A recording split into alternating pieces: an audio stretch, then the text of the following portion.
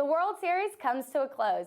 Basketball is preparing for the start of its season, and football is in the middle of an intense race for its finish. I'm Sarah Palczewski, and this is Tiger Tally.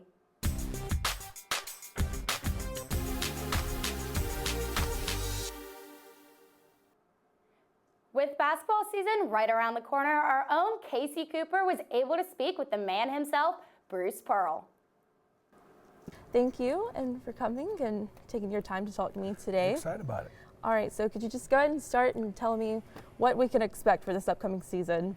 Well, if I knew what to expect, we wouldn't have the start of a season, in the sense that when you've got 6 or 7 new players, folks will be shocked sometimes how little coaches really do know until you play against other people and you get exposed and you figure out what you're good at and you see what you're not very good at.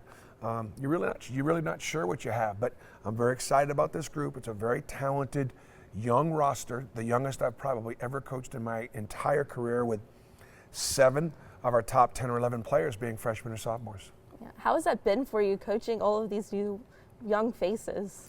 It's a challenge because you don't have things to point back to like a year ago. My most experienced returning player is TJ Lang, and he is just a junior. And then my next most experienced guy is either Bryce Brown or TJ Dunnins, and last year was their first year. So we've just played so little together, been down 2 of the ball and 16 seconds left. I mean, situations like that we can point back to past successes or even failures. And but I think where we have the program right now, the vast majority of my team will return over the next year or 2, and that's how you start to build a championship program. Mm-hmm. And I know Auburn is ranked 11th in the preseason poll. What were your thoughts on that? Well, it probably surprised a lot of people that we were picked 11th because folks have read about how good the recruiting classes have been, and they have been good. But one of them don't come in till next year. The second thing is, when you're picked ahead of Tennessee, Missouri, and LSU, they pick all those other teams to finish ahead of us. Why? Because they're either bigger, more experienced, they feel like they're more talented, maybe they think they're better coached, I don't know. But it sort of is what it is, and I knew it surprised a lot of people. It really didn't surprise me. Now, I do think that by the time we get to January, we will be a better team. I'm not sure what our record will be because we're playing such a challenging non-conference schedule, but I do think this is a team that's going to get better as the season progresses because we are so young and we are so new. And therefore, you have a chance to finish higher than 11th. Yes. So what's your focus in preparation for this season? Well, I mean, part of it is to put the kids in positions to be successful, make sure you identify their strengths and their weaknesses, get them to go to their strengths and stay away from their weaknesses while they work on them, get them to find a way to play together, understanding our system of offense and defensive and how they kind of rely on one another to be able to fill gaps and be in the right spots at the right time. Right now, it's early in the season, they're still thinking, what play call is that and where am I supposed to go? And it's hard to play when you're thinking, and that's probably what'll happen to us a little bit early in the year. Mm-hmm. So what is the whole team's mindset looking to this upcoming season? I think the team's mindset is to try to make postseason. I think the team's mindset is to be way better than what we're picked. I think the team's mindset would be to have great chemistry and play well together, and just see if we can make Auburn basketball relevant in the world of college basketball, to see if we can hold up our end on campus. We've got the athletic programs, both for the men and the women, are championship programs across the board. Auburn men's basketball hasn't been in a tournament since 2003. That's the longest drought in the league, and our kids are desperately want to change that. Yes. And I saw that it was recently announced that Auburn would play in the Maui Jim Maui Invitational in 2018, which is a big accomplishment because we've never been to that before. No. What was your reaction? Well, we worked really hard to get into it, to convince Dave Odom, who's the committee chairman, and ESPN and the people that are in Maui, that we're going to be good enough, that we're going to fill half the Lahaina Civic Center on that pre-Thanksgiving week, that our fans will travel. And we got a couple years to get to the point where we're there, because when we get there, it's Arizona, it's Gonzaga, it's Xavier, it's Duke. I mean, it's always a who's who of the best names in college basketball. Every NBA team will have multiple representatives there. It's the finest preseason tournament in all of college basketball, and Auburn is finally going to be a part of it. Yes, I bet the players are excited about that too, I'm sure. They are. Yeah, they're very excited about it. And we're going to challenge our team this year. You know, we have 5 really good home games, but that's not very many in the non-conference. Most people play probably 8 or 9 at least, but we have 3 true road games at UAB, which is a huge game. We hope our students will come up and travel to that game in Birmingham on that Saturday night. We play TCU in Dallas, and we play UConn right before Christmas. So 3 true road games is almost unheard of, and then 4 neutral site games. 2 in Cancun, 1 at Madison Square Garden against Boston College, and 1 against Oklahoma in the Hall of Fame Classic. So we built a brutal schedule, but I'm trying to send my players a message. Look, I believe in you, and if we're going to be, Auburn University is relevant in engineering, in business, in so many areas of excellence academically, and football, and softball, and all these other. Let's try to become relevant in men's basketball, and you can't do that unless you play that kind of schedule. So how has it been for you and your time here at Auburn? We've 3 straight seasons of selling out tickets here in the Auburn Arena, been to the SEC tournament, and we beat Kentucky last year. So what has it been like for you? It's been good. We love it here. My family and I are very happy, blessed to have the opportunity. We've made progress. We've had great moments, as you mentioned some of them. We just haven't been able to put together a great season yet. Our goal is to get to postseason, and when we do that, I would feel we will have accomplished something that we should be able to accomplish, and that's postseason for this basketball program.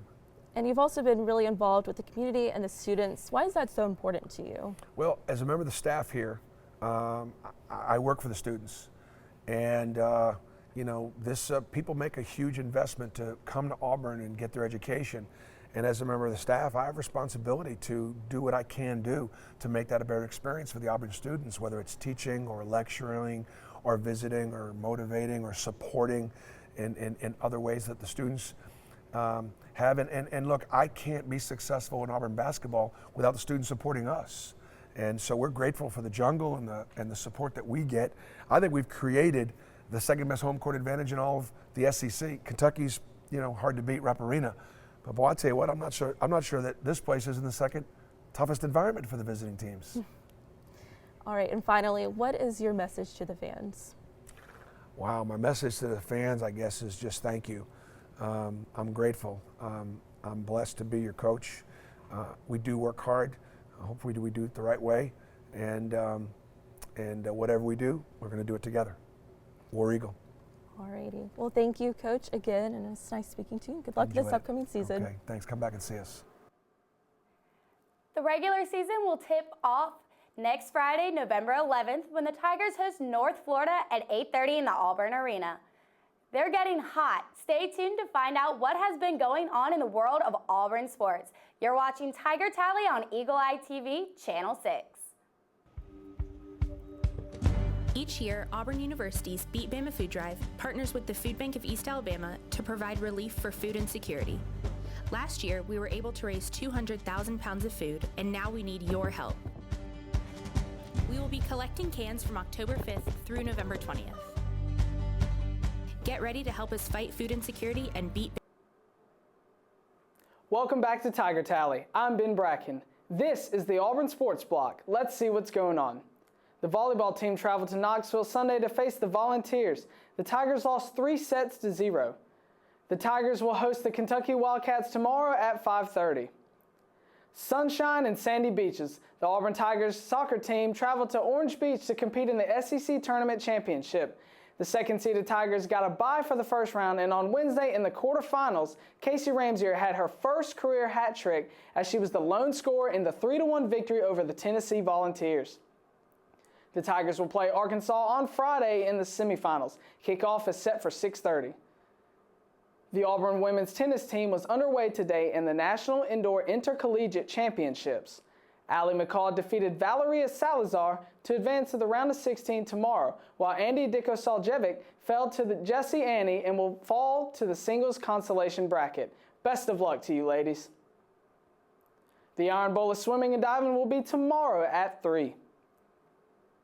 The men's basketball team will tip off Friday night in the Auburn Arena for an exhibition game against Montevallo. Tip-off is set for 8:30. The regular season begins November 11th as they will welcome into town the Ospreys of the University of North Florida. How about them Tigers? The boys in blue are now ranked in the number 9 spot this week as the first college playoff rankings were released Tuesday. Let's check out how the last game unfolded. The Auburn Tigers took the field at Vaught-Hemingway Stadium Saturday night to take on the Ole Miss Rebels. The game was unexpectedly a heavy offensive game. Cameron Petway rushed for 236 yards and had 1 touchdown. Petway was also named SEC Player of the Week. Kerryon Johnson also made his return this week, recording 42 yards rushing and 2 touchdowns. Sean White went 15 for 22, throwing for 247 total yards and 1 passing touchdown to Jalen Harris. White also had 27 total rushing yards. Daniel Carlson also had a big game, kicking for 4 perfect field goals. Carlson was named SEC Special Teams Player of the Week. On the Rebels offense, Chad Kelly threw for 465 total yards and had 3 passing touchdowns. Evan Ingram also showed up big for the Rebels offense. He had 95 receiving yards and 1 touchdown. The Auburn defense showed up big in the fourth quarter to stop the Rebels. Joshua Holtze recorded the only interception of the night, which put Auburn in place to score another touchdown and win the game. Overall, the defense combined for 2 sacks. After the game, fans stayed late to celebrate the 40-29 victory with the coaches and players. With that win, the Tigers improved to 6-2 for the season and are now ranked 11th in the AP poll. For Eagle Eye Sports, I'm Casey Cooper. The Tigers will host the Vanderbilt Commodores in their final SEC home game this Saturday at 11. Be sure to wear navy. History was made. Stay tuned to see what's happening in the national world with former Auburn players. You're watching Tiger Tally on Eagle Eye TV, Channel 6. Auburn Guides is your guide to Auburn University. You can access schedules, create your own to-do lists, interact with friends, and always get the most up-to-date information. The Auburn Guides app gives access to information on the go so you never miss out. Auburn Guides is available for free on the Play Store and Apple App Store.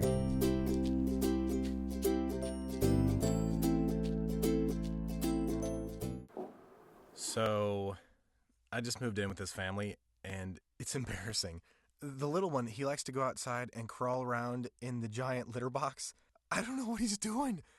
I mean, I was born and I knew how to use the litter box. Look at that. That's disgusting. Oh, poop already. You're making me nervous. Oh, okay, I can't look at this anymore. I really hope he grows out of this, for his sake. Welcome back to Tiger Tally. I'm Sarah Palczewski. We have a champion. Wednesday night, the Cubs beat the Indians 8-7 to clinch their first World Series championship in 108 years. In that game, former Auburn baseball player David Ross hit a home run. Ross, 39 years of age, is the oldest player in the MLB to have a homer in the World Series. Former Auburn quarterback and current Panthers quarterback Cam Newton is making headlines this week. Newton spoke on how he feels unsafe at times when he's playing the game of football. Newton said he feels like he doesn't get the calls that some other quarterbacks do. It was announced yesterday that Newton spoke with Commissioner Roger Goodell to express his concerns. Coming up next, we'll go into our Fantasy Football League Auburn edition. You're watching Tiger Tally on Eagle Eye TV, Channel 6.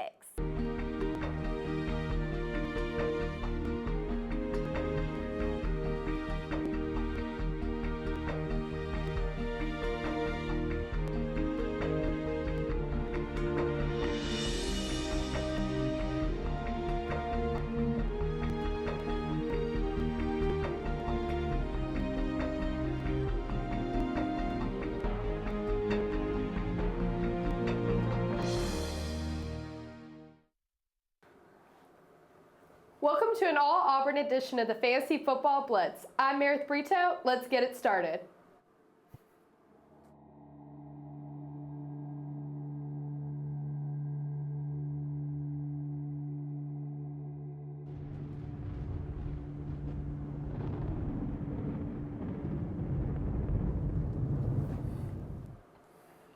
Here with me today are JJ, Erica, and Micah. How are you all today? I'm good, you know. I'm good, you know. I never started out, so I'm going to do it today. What about you guys? I'm doing well. I feel a little out of place. Everyone's wearing Auburn jerseys today, so here I am, Skull Vikings. Thanks for that awesome Halloween present, guys. Absolutely. I'm doing well. Thank you for asking. In this all Auburn edition, we will be discussing all things Auburn. Now, do any of you have any Auburn players on your fantasy teams, or is it just me? Nope. I used to have CJ Uzama, or however the heck you want to say his last name. I mean, I've heard multiple Auburn people call it different names.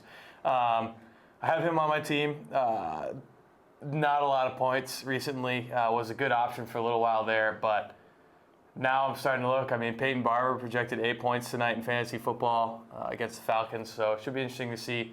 Might have to pick him up later. Yeah, with Uzama, once Tyler Eifert got healthy again, it was kind of hard for him to keep getting passes from Andy Dalton there. I don't have any Auburn players on my team, unfortunately, but I still like where my team's sitting right now.